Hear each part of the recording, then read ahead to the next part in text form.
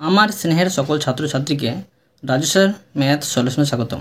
আজ আমি তোমাদের ক্লাস 6-এর নিজে করি 11.1-এর 11.2-এর এবং কোষে দেখি 11 অঙ্কগুলো সুন্দরভাবে শেখাবো। আমি তোমাদের খুবই সহজ পদ্ধতিতে অঙ্কগুলো শেখাবো। তোমরা পুরো ভিডিওটা ভালোভাবে দেখবে, নয়তো বুঝতে পারবে না এবং বেশি দিন মনে রাখতে পারবে না। চলো শুরু করি। দেখো, নিজে করি 11.1-এ প্রশ্নগুলোতে কী করতে বলা হয়েছে।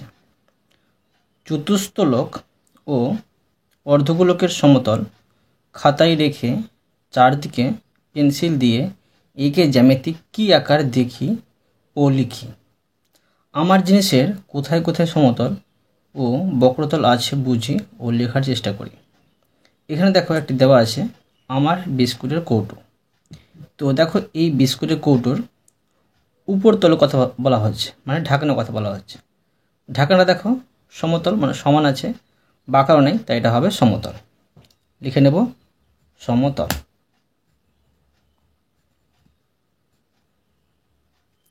এবার দেখো আমার বিস্কুটের কৌটো, তো কৌটোর এই ধারটা দেখো বাঁকানো আছে, তো এটা হবে বক্রতল। এবার আমার বইয়ের উপরের তল, তো দেখো বইয়ের উপরের তলটা সমতল হয়, তো এখানে লিখে নেব সমতল। সমতল বাঁকানো না থাকলে বা ঢেউ খেলানো না থাকলে সেটা মনে রাখতে হবে সমতল, আর বাঁকানো আর ঢেউ খেলানো থাকতে গেলে মনে রাখতে হবে সেটা বক্রতল। আমার বাড়ির মেঝের তল, এটাও হবে সমতল, লিখে নেব সমতল। এবার দেখো আমার খেলার বলের উপরের তল, দেখো ঢেউ খেলানো আছে, মানে এখানে যদি আমি এই ধারভাবে যদি যাই তো গোল হয়ে চলে আসবে, এটা হবে তোমার বক্রতল। লিখে নেব বক্রতল। এবার আমার খাবার জলের বোতলের পাশের তল, পাশের কথা বলা হচ্ছে, তাই এটা হবে বক্রতল। বক্রতল। এবার দেখো আমার ক্লাসে আমার বসার বেঞ্চের উপরের তল সমান আছে, এটা হবে সমতল। সমতল। এবার দেখো নিজে করি 11.2-এর অঙ্কগুলো। দেখো নিজে করি 11.2-এ 1 নম্বর প্রশ্ন বলা হয়েছে আমি নিজে এমন ঘনবস্তু খুঁজি যার একটি তল। তার মনে রাখবে ঘনক একটি ঘনবস্তু যার কিন্তু একটি তল। দেখো এটা আমি লিখে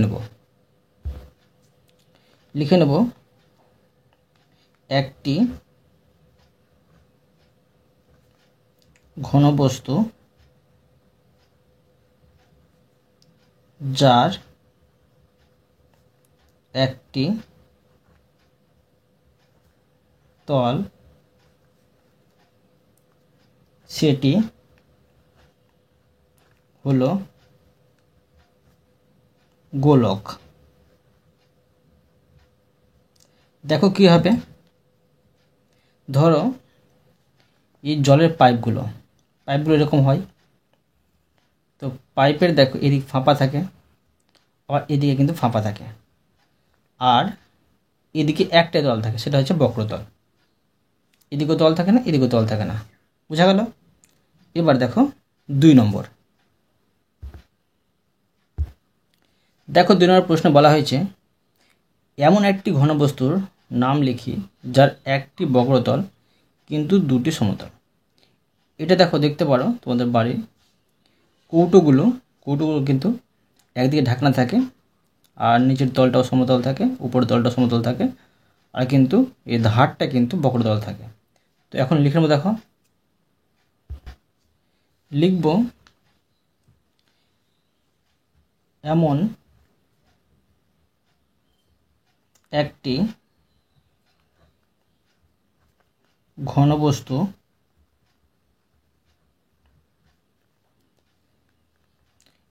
ঘনবস্তুর নাম যার একটি বক্রতল কিন্তু দুটি সমতল।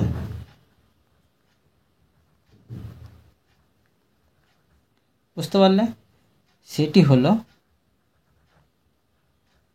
সেটি হলো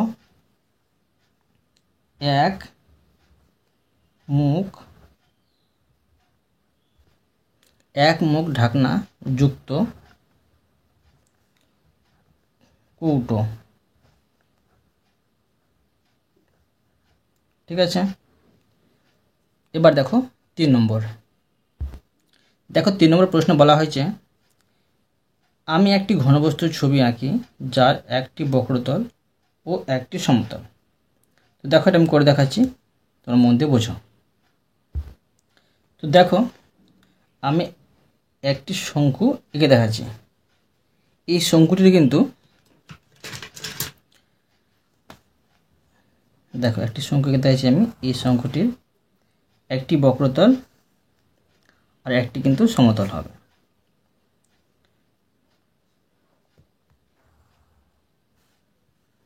এইভাবে ধরো একটা আমি শঙ্কু এঁকে নিচ্ছি। এটা শঙ্কু, কিন্তু দেখো এই শঙ্কুটার এদিকটা কিন্তু ঢাকা আছে, বন্ধ আছে। ঠিক আছে, এটা বন্ধ। আর দেখো এটা আমি রং করে নিচ্ছি, বোঝা যাবে এটা ঢাকা আছে। তো কি বোঝা গেল, আমি একটি ঘনবস্তুর ছবি আঁকি যার একটি বক্রতল, দেখো একটি বক্রতল আছে, বক্রতল, আর একটি সমতল। এটা কিন্তু সমতল। যদি এটা বন্ধ না থাকতো বা না ঢাকতাম, তখন কিন্তু এটা হয়তো একটি বক্রতল যুক্ত শঙ্কু। তো লিখে নিতে পারি, একটি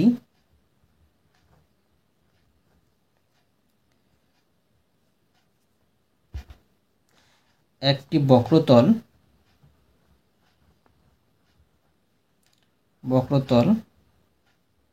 ও একটি সমতল যুক্ত ঘন বস্তু নাম শঙ্কু।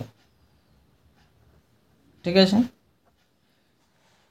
এবার দেখো 4 নম্বর। দেখো প্রশ্ন বলা হয়েছে, 6টি সমতল দিয়ে একটি ঘনবস্তু তৈরি করি ও কি পেলাম দেখি ও লিখি। জল লাগিয়ে আমি কি পাবো দেখি ও লিখি।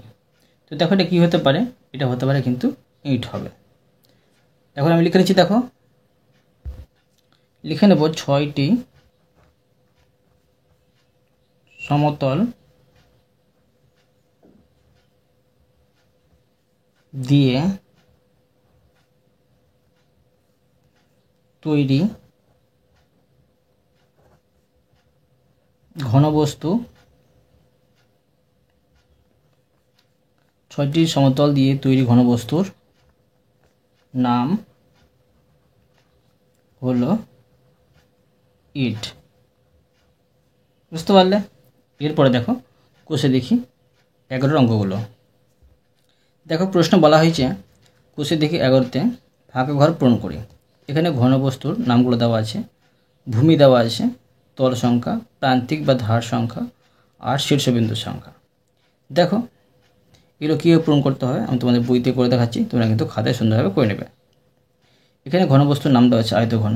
তো আয়তঘনটা ভূমিটা কি হবে, এটা হবে আয়তক্ষেত্র হবে। তো লিখে নেব আয়তক্ষেত্র।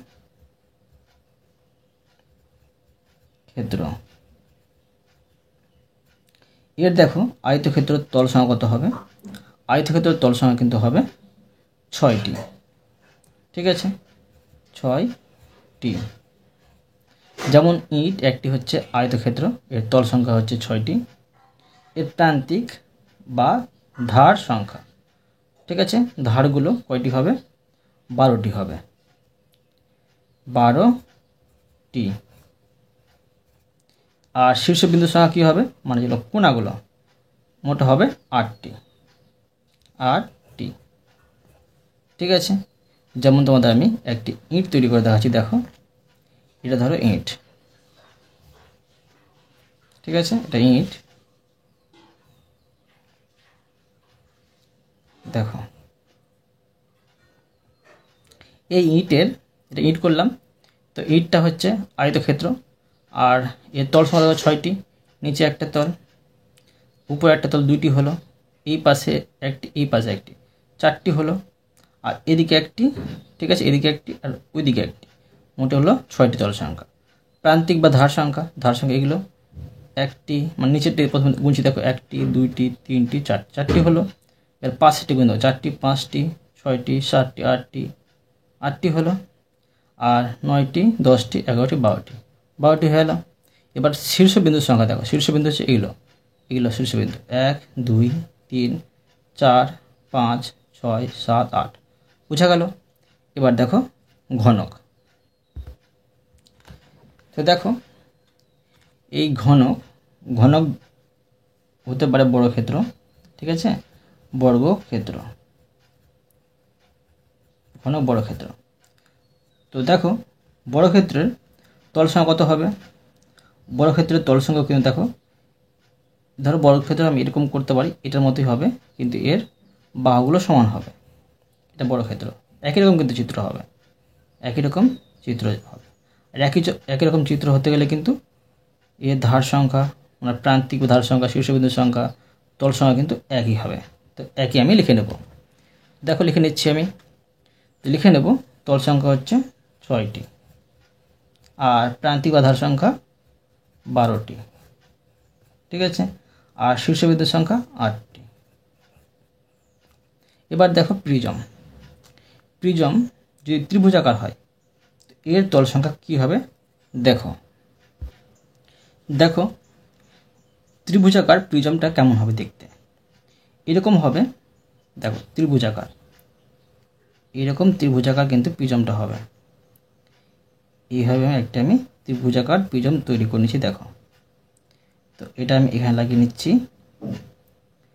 আর এটা এখানে লাগিয়ে নিচ্ছি, এটা কিন্তু দেখো, এটা কিন্তু এখানে আসবে, বুঝতে পারলে, মানে পিছনের দিকটা, এটা ত্রিভুজাকার প্রিজম হলো।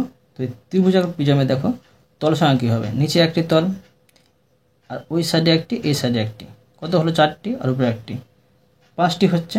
তো আমি এখানে লিখে নেব 5টি, তো দেখো লিখে দিলাম 5টি। আর প্রান্তিক ও ধার সংখ্যা কী হবে, দেখো এদিকে একটা ধার হচ্ছে নিচের দিকে, আর 2টো হলো, 3টে হলো, 4টে হলো, 5টা হলো, আর ওই সাইডে একটা, 6টি হলো, 7টি 8টি 9টি হলো, এখানে আমি 9টি লিখে নেব। তো দেখো 9টি।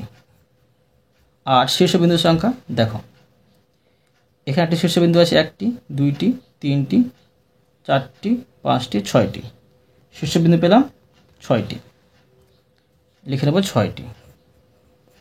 এবার দেখো প্রিজম যদি চতুর্ভুজাকার হয়, তো এর তল সংখ্যা, প্রান্তিক ও ধার সংখ্যা, শীর্ষবিন্দুর সংখ্যা কী হবে দেখো, যদি এটা হয় চতুর্ভুজাকার, ধরো আমি এরকম একটি চিত্র অঙ্কন করছি, চতুর্ভুজাকার হবে। তো দেখো এখানে আমি এইভাবে আর এইভাবে কিন্তু দেখো সুন্দরভাবে এঁকে দেখাচ্ছি, আমি এইভাবে করে দিলাম, ঠিক আছে। তো দেখো এটারও কিন্তু মানে এটা চিত্র একই রকম হয়ে যাচ্ছে। তো এরও কিন্তু তল সংখ্যা, প্রান্তিক ধার সংখ্যা, শীর্ষবিন্দুর সংখ্যা কিন্তু একই হবে। তো লিখে নেব যে এখানে তল সংখ্যা 6টি, আর প্রান্তিক ধার সংখ্যা 12টি, আর শীর্ষবিন্দুর সংখ্যা হবে 8টি, বুঝতে পারলে। এবার দেখো পঞ্চভুজাকার একটি আমি প্রিজম অঙ্কন করে তোমাদের দেখাচ্ছি, বুঝো। তো দেখো এখানে আমি একটি পঞ্চভুজাকার প্রিজম অঙ্কন করে দেখাচ্ছি, এইভাবে আর এইভাবে একটি আমি পঞ্চভুজাকার করলাম। এবার আমি দেখো নিচে করে নিচ্ছি, এখানেও সেম এইভাবেই হবে পঞ্চভুজাকার, এইভাবে করলাম, তারপরে দেখো এইভাবে করলাম, এইভাবে করলাম আর এইভাবে করে দিলাম, দেখো পঞ্চভুজাকার হলো। আর এখন আমি দেখো এটাকে আমি লাগিয়ে নিচ্ছি। তো দেখো এটা আসবে এখান থেকে এখানে আসবে, আর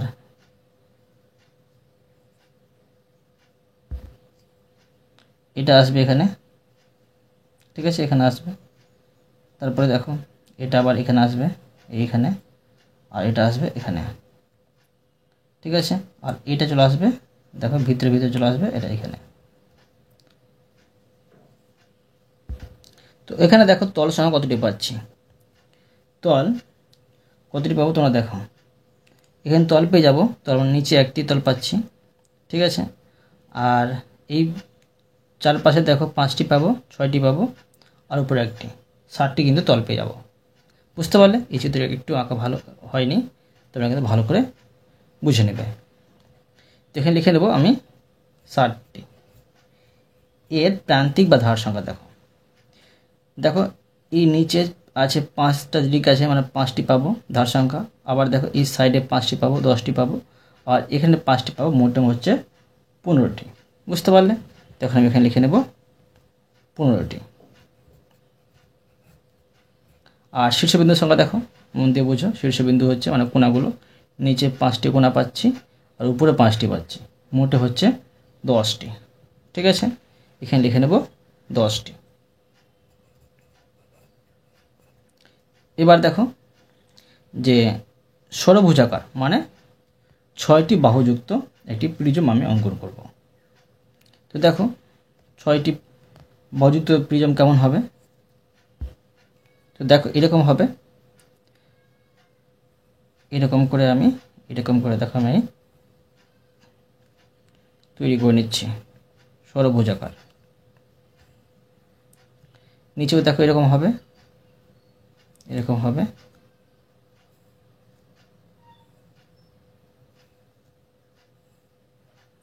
এবার আমি এটাকে লাগিয়ে দেব, ঠিক আছে।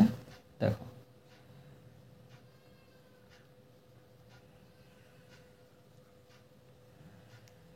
এটা লাগালাম, ঠিক আছে।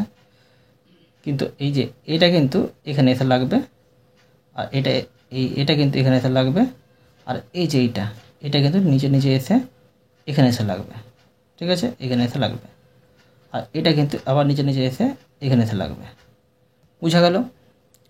তো এখন দেখো এই ষড়ভুজাকার প্রিজমের তল সংখ্যা কী হবে। তল সংখ্যা নিচে একটি তল আছে, আর চারিদিকে দেখো 6টি আছে। তো 6 আর 1 7টি হলো, আর উপরে আছে 1টি, 8টি হলো। তো লিখে নেব 8টি, 8টি, ঠিক আছে। এবার দেখো প্রান্তিক বা ধার সংখ্যা, মানে ধারগুলো, এখানে দেখো 6টি ধার আছে, এখানে 6টি ধার, আর এখানে 6টি ধার, মোটে হচ্ছে 18টি। লিখে নেব 18টি। এবার দেখো শীর্ষবিন্দু মানে কোণাগুলো, এখানে দেখো 6টি কোণা আছে আর উপরে আছে 6টি, মানে মোটে হচ্ছে 12টি শীর্ষবিন্দু সংখ্যা। এখানে লিখে নেব 12টি। এবার দেখো পিরামিড, পিরামিড ত্রিভুজাকার। তো দেখো পিরামিড ত্রিভুজাকার আমি অঙ্কন করে দেখাচ্ছি। দেখো পিরামিড এরকম হবে,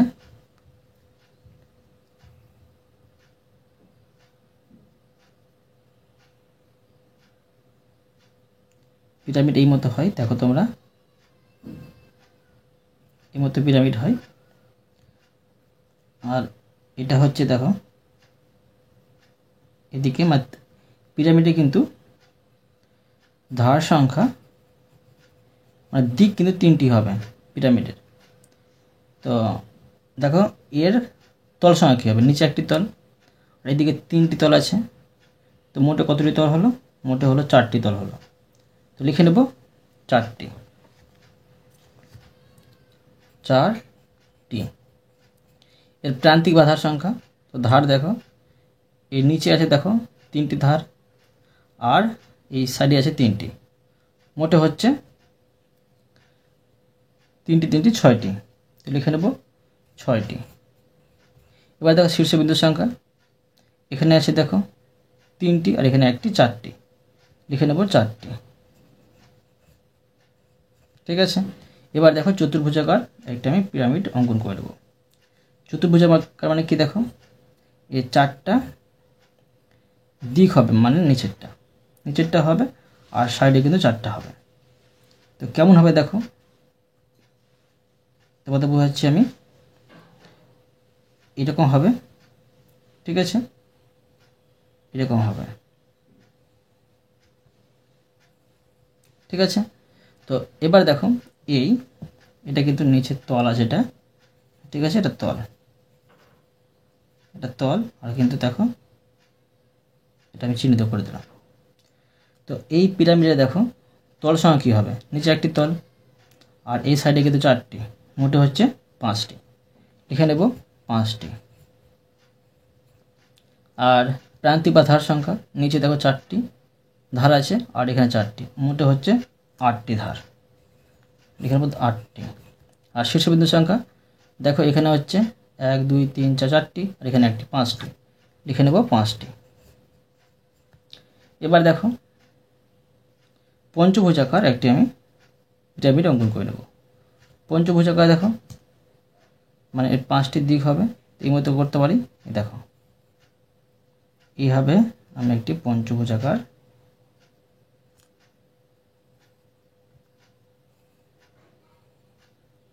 পিরামিড অঙ্কন করে নিচ্ছি।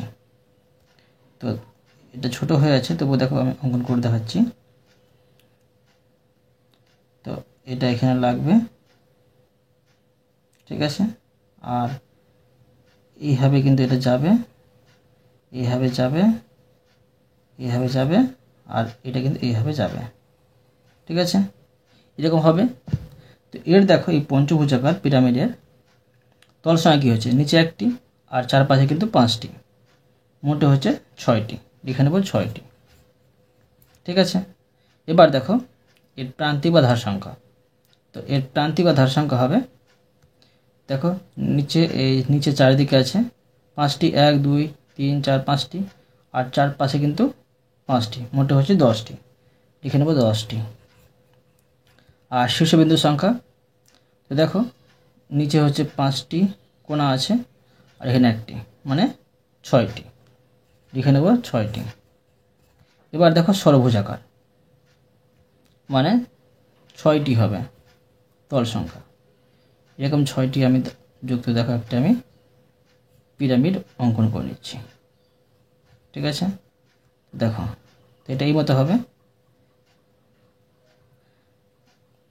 দেখো এটা এইভাবে যাবে, এইভাবে যাবে, এইভাবে যাবে, এইভাবে যাবে আর এটা এইভাবে যাবে, আবার দেখো এইভাবে যাবে, ঠিক আছে। তখন কী বোঝা যাচ্ছে যে এই ষড়ভুজাকার পিরামিডের তল সংখ্যা দেখো নিচে একটি আর চারপাশে কিন্তু 6টি আছে, মোটে হচ্ছে 60টি, লিখে নেব 60টি। আর প্রান্তিক বা ধার সংখ্যা দেখো এই নিচে চারদিকে আছে 6টি আর এই পাশে হচ্ছে 6টি, মোটে হচ্ছে 12টি, এখানে লিখে নেব 12টি। এবার দেখো শীর্ষবিন্দুর সংখ্যা, নিচে আছে দেখো 6টি বিন্দু আছে, 1 2 3 4 5 6, মানে কোণাগুলো হয় শীর্ষবিন্দু 6টি আর উপরে আছে একটি, 7টি, লিখে নেব 7টি, বুঝতে পারলে। এবার দেখো 2 নম্বর প্রশ্ন। দেখো প্রশ্নে বলা হয়েছে ছবির সাথে ঘনবস্তুর নাম মিলিয়ে লিখি। তো দেখো এটা যদি আমি ভাঁজটা যদি আমি মিলিয়ে দিই তো এটা কীরকম চিত্র তৈরি হবে, এটা কিন্তু একটি আয়তকার চিত্র তৈরি হয়ে যাবে, ঠিক আছে। তো এটা হয়ে যাবে আয়ত ঘন, লিখে নেব আয়ত ঘন, আয়ত ঘন। এটা দেখো, তো এটা দেখো যদি আমি ভাঁজটা মিলিয়ে দিই এটা হয়ে যাবে চতুস্তল, তো লিখে নেব চতুস্তলক। আর এটা দেখো এটা একটা ঘনক হয়ে যাবে, ঠিক আছে, মানে একটি বড় ক্ষেত্রকার লুডো ছক্কার মতো একটি ঘনক হয়ে যাবে, তো এটা লিখে নেব ঘনক। আর এটা দেখো কি হবে, এটা কিন্তু পিরামিড হয়ে যাবে, ঠিক আছে। আর এই সম্পূর্ণ এই ভাঁজ যেটা খোলা আছে এক জায়গায় মিলিত করি এটা কিন্তু পিরামিডের মতো ধারণ করবে। তো এটা হবে তোমার এই চতুর্ভুজাকার পিরামিড হয়ে যাবে, তো লিখে নেব এটা পিরামিড, ঠিক আছে। এবার দেখো 3 নম্বর প্রশ্নগুলো। প্রশ্ন বলা হয়েছে ঠিক উত্তরটি বেছে লিখি। পাশের কোনটি আয়তঘন নয়? আয়তঘন মানে আয়তকারের মতো কিন্তু হবে না। ইংরেজি তো আয়তঘন। ছক্কা এটা আয়তঘন হবে না। বইটা আয়তঘন। বোতলটা কিন্তু আয়তঘন হবে না। তো কোনটা আয়তঘন হচ্ছে এখানে? বোতল কিন্তু হচ্ছে আয়তঘন নয়। ছক্কাটা কিন্তু হয়ে যাবে আয়তঘন। ঠিক আছে, তো এটা আমি আয়তঘন করে দিলাম। বোতল। পাশের কোনটি আকার চোঙের মতো? তো দেখো কোনটি হবে চোঙের মতো? রাবার তো হবে না। ডাস্টার হবে না। দুধের কৌটো। বলটা হবে না, দুধের কৌটো হবে। চোঙ মানে কি? ধরো পাইপের মতো মাঝে কিন্তু ফাঁপা থাকবে, তো এটা দুধের কৌটো হবে। এখানে লিখে নেব, এটা আমি টিক চিহ্ন দিয়ে দেবো, দুধের কৌটো করে দিলাম, দুধের কৌটো। এবার দেখো সি নম্বর প্রশ্ন বলা হয়েছে একটি তল দিয়ে তৈরি ঘনবস্তু হলো। একটি তল দিয়ে কিন্তু, ঠিক আছে, তো একটি তল থাকবে, বক্রতল থাক বা সমতল থাক, একটি কিন্তু তল থাকবে। ছক্কা তো হবে না, এখানে কিন্তু ছক্কাতে 6টি তল আছে। দেখবে পুঁট, তারপরে 2 3 4 করে ছক্কা থাকে না? তো দেখো এটা ছক্কা কিন্তু একটি তল হবে না। পেন্সিল দেখো, পেন্সিলে কিন্তু একটি তল নেই, কেননা দেখো সমতল আছে, বক্রতল আছে। খাতা হবে না, খাতা কিন্তু 6টি তল হবে। এবার দেখো বল হবে, বলে কিন্তু একটি তল, বক্রতল, এটা হবে। এবার দেখো পাশের কোনটি ঘনক তৈরি করবে না? কোনটা ঘনক তৈরি করবে না? তোমরা দেখো, তো দেখো এখানে যে এটা কিন্তু একটা ঘনক তৈরি করা হয়ে যাবে, বুঝতে পারলে কিনা? দেখো এটা প্রথমে ভাঁজ করলাম, এটা ভাঁজ করলাম, ভাঁজ করার পর এটা লাগানো যাবে, কিন্তু দেখো এটা কিন্তু হবে না। এটা এইভাবে ঘুরে যাবে আর এটা দাঁড়িয়ে যাবে, কিন্তু এটা হবে না। এটাও কিন্তু ঘনক তৈরি করা যাবে, এটাও ঘনক তৈরি করা যাবে, এটা ঘনক তৈরি করা যাবে না। এটা হবে পাশের, এটি কিন্তু ঘনক তৈরি করা যাবে না। এবার দেখো 4 নম্বর প্রশ্ন বলা হয়েছে নিচের প্রদত্ত বিন্দুগুলি নির্দেশ মতো পেন্সিল দিয়ে যোগ করি ও কি পাই দেখি ও লিখি। তো দেখো যোগ করতে হবে, তোমরা মন দিয়ে বোঝো। এখানে দেখো 1 2 3 4, ঠিক আছে, 4-এর সাথে আবার 1 মিলাতে হয়েছে। এটা দেখো একটি কিন্তু বর্গক্ষেত্র পাওয়া গেছে, এটা আমি লিখে নেব। এটা অ্যান্সারটা হবে বর্গক্ষেত্র। তোমরা এইটুকু নিয়ে পাশের সমান দিয়ে কিন্তু লিখে নেবে, বর্গক্ষেত্র। এবার দেখো 1 5, ঠিক আছে, তো দেখো এই 1 থেকে 5 যাবে, এইভাবে কিন্তু এই আমি 1 থেকে 5 পাঠিয়ে দিলাম। এবার 5 থেকে 6, এই 5 থেকে 6 চলে আসবে। এবার দেখো 6 থেকে 4, ঠিক আছে, এই 6 থেকে কিন্তু 4 চলে আসলো, ঠিক আছে, আর এটা লাগানো আছে। তো এটা একটা কীরকম চিত্র হচ্ছে? এই চিত্রটা, এটা একটা চিত্র হয়ে যাচ্ছে সামুদ্রিক হয়েছে, দেখো একটা সামুদ্রিক হয়ে যাচ্ছে। তো এখানে লিখে নেব এটা সামান্তরিক।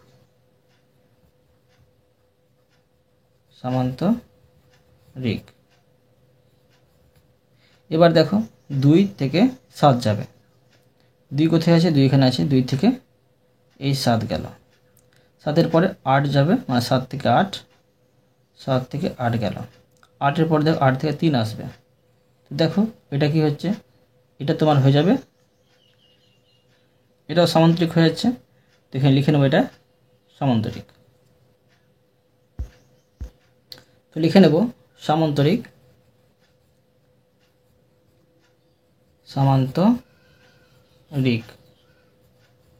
এবার দেখো 5 থেকে যাবে 7, তো 7 দেখো এখানে 5, এটা ঠিক আছে, এই 5 থেকে কিন্তু 7 যাবে।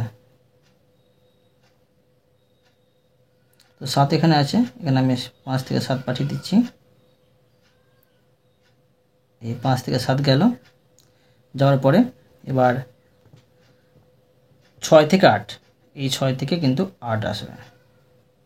তো এটা কিন্তু পেয়ে গেলাম একটি বর্গক্ষেত্র, বুঝা গেল? বর্গক্ষেত্র। এবার দেখো এটা বলা হয়েছে 1 2 মানে 1 থেকে 2 যাবে, 1 থেকে 2, 2 এর পরে 2 থেকে আবার 3 যাবে, তো 2 থেকে দেখো 3 পাঠিয়ে নিচ্ছি আমি। 3 থেকে এবার যাবে দেখো 4, 3 থেকে 4 পাঠিয়ে দিচ্ছি আমি। আর 4 থেকে আবার 1 এই পাঠিয়ে দিলাম। তো এটা কি পেলাম? একটি দেখো আয়তক্ষেত্র পেলাম। তো লিখে নেব দেখো, এটা আমি লিখে নিচ্ছি আয়তক্ষেত্র। তোমরা কিন্তু পরপর লিখে নেবে সমান দিয়ে দিয়ে আয়তক্ষেত্র। এবার এটা সমান দেখো কি পাবো, 4 থেকে 5, ঠিক আছে। তো দেখো 4 থেকে 5 পাঠিয়ে দিচ্ছি, 4 থেকে 5। এবার 5 থেকে 6, 5 থেকে দেখো আমি 6 পাঠিয়ে দিচ্ছি, 5 থেকে 6, 6 পরে দেখো 6 থেকে 3, এই 3 পাঠিয়ে দিলাম। তো এটা কি পেলাম? এটা দেখো একটা সামান্তরিক পেয়ে গেলাম। তো লিখে নেব সামান্তরিক।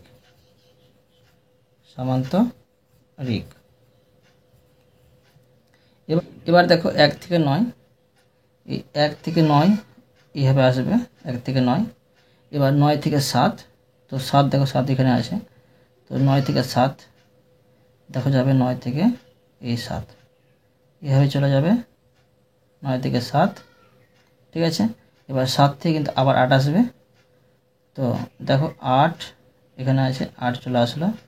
এবার 8 থেকে কিন্তু 1, তো এটা দেখো কী হয়েছে, একটা কিন্তু এটাও সামান্তরিক হয়ে যাচ্ছে। তো লিখে নেব সামান্তরিক।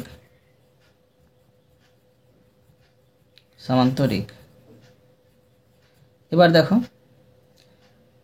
5 থেকে 7, এই 5 থেকে 7 আর 4 ও 8, মানে 4 থেকে 8, এই 4 থেকে আবার 8, এটা একটা হয়েছে সামান্তরিক। তো লিখে নেব সামান্তরিক, ঠিক আছে। এটা হয়ে গেল সুন্দরভাবে। এরপরে দেখো এখানে বলা হয়েছে প্রশ্নে, ছবিতে প্রদত্ত বিন্দু যোগ করে আয়তঘন করি ও কি কি বিন্দু যোগ করলাম নাম দিয়ে লিখি। একটি আয়তঘন তৈরি করতে হবে। তো দেখো ঠিক আছে। তো অতএব তোমাদের আমি প্রতিটি অঙ্ক সুন্দরভাবে বুঝিয়ে দিলাম। আশা করি তোমরাও ভালোভাবে বুঝতে পেরেছো। তবুও কোথাও যদি বুঝতে না পেরে থাকো আমাকে কমেন্টে জানাবে, আমি তার জন্য ভিডিও নিয়ে আসবো বা অ্যান্সার দেওয়ার চেষ্টা করব। আর অবশ্যই তোমরা এই ভিডিওতে লাইক করে দেবে এবং পরবর্তী অঙ্কন চ্যানেলটিকে সাবস্ক্রাইব করে নেবে। ধন্যবাদ।